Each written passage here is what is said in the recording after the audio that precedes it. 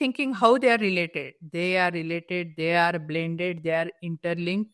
So, yeah, there are so many simple techniques like meditation, gratefulness, affirmations, and all the information is available. Actually, it is there in our community, but also you can find on various other places like yeah, YouTube, podcasts, with like your show.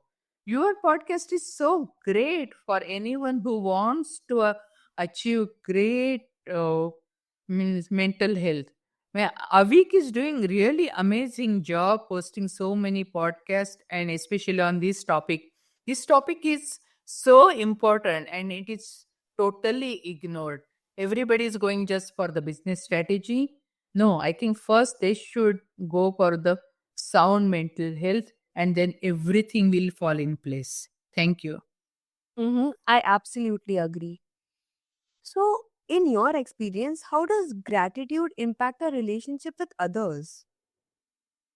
Yeah, means it is very simple. No, for example, I have a I use the technique that if I have any problem with any human being or anything, even you can use it even in the pets. I just tell my mind, okay, that person or that pet or that thing, anything, that's a blessing in my life.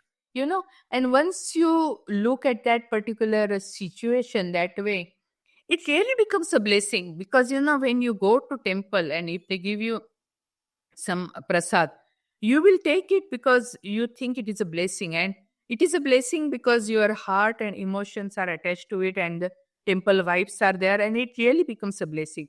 So sometimes the blessing can come the into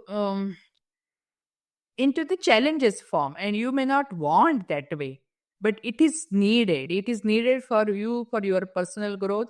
So sometimes it may come as a health challenge, and it will force you to take rest and relax and reflect on your life.